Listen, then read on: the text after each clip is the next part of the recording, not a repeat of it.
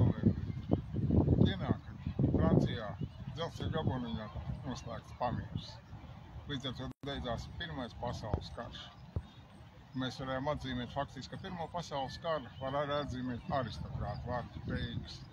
Datums, kad gadsimtiem vara, ko valdīja pār visai pasaulē, tika izmēsta vēstures mēslā. Daudz pieliek šo datumu klāt mūsu tautas svētkiem. Lai gan latviešu nebija daudz iespaidu uz to, kā tas karš beigtos 11. vai kurā datumā. Ja mēs gribējām atzīmēt kādu no latviešu svētkiem, tad drīzāk tam būtu jābūt 7. novembrī, kad tika izmēsta tieši ar latviešu spēkiem, izmēsta ceriskā Krievija vēstures mēslēnē. Bet šodien, tā paskatieties, mēs jau gadu atpakaļ arī organizējām zibakciju, ar mums ir jārēķinās. Mēs varam padarīt par šo gadu, ar ko mēs esam valsts sasniegusi. Atkal viens novads, 10 000 iedzīvotāji no mūsu Latvijas tautas tika norakstīti. Un tas ir svētki, vai tas ir bēglis. Atkal mēs esam iegrumuši lielākos miljardu parādos. Tie ir svētki, vai tas ir bēglis. Mums valsts tiek izsaimniekota. Mūsu nodokļu maksātāja nauda, vismaz miljards tiek izsaimniekota. Par ko mēs priecājamies? Svētlaimīgs. Staigājam ar lāpām apkārt, urā, kā par mums ņirgājās, ka mēs esam priekš kaut kādas varas liederīgi idioti. Slavu savu neaudu. Daži saka, ka mums ir demokrāti. Es esmu bijis Saeimas deputāts, tautas priekšstāvs, kas skaisti skan. Bet es saucu, ka tā ir demokrātija, naudas varas, kurā valda nothing personal, just money. Tiek iedzīta mūsu tauta skrejienā pēc naudas.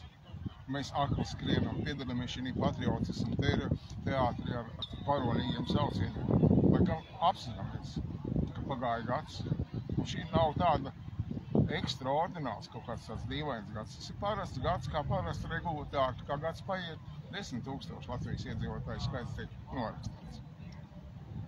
Un tikai tādā brīdī, kāpēc mēs aicinām cilvēkus šiem zibakcijām, tad, kad mēs sanāksim šeit, pilni krastmala cilvēkiem, tā kā tas bija atmodas laikā, tad patiešām kaut kas sāks mainīties. Pagaidām mēs piedalāmies kaut kādā tādā nelietīgā teātrī par statistiem, paši neapzināmies, ka priekš kaut kādiem cilvēkiem mēs esam liederīgi idioti, slaucam augu.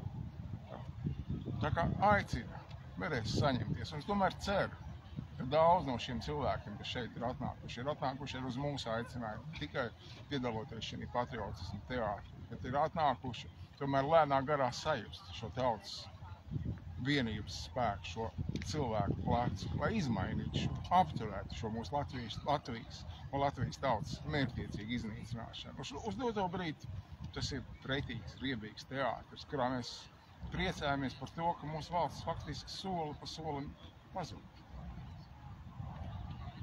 Tā kā nākamo zibakciju mēs plānojam organizēt 13. janvārī, un mēs ceram, un mēs panāksim, ka tauta pamodīsies un izmēsīs, tā kā izmēs cariskās un citas aristokrāta ģimenes vēstures mēslēm. Tā mēs izmēsīsim šo nelietīgo varu, kuras mērķis ir tikai pelnīt naudu.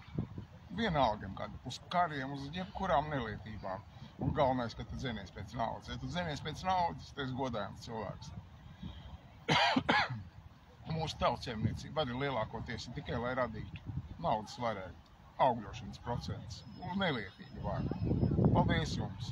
Ceru, ka 13. janvārī mēs pamodīsimies un spēsim tomēr apzināties, ka mums ir jādara, lai mūsu Latvija paliktu un būtu, mūsu tauta paliktu un būtu, un mums būtu gaišs labklājības nākotne. Paldies! Līdz 13. janvārim!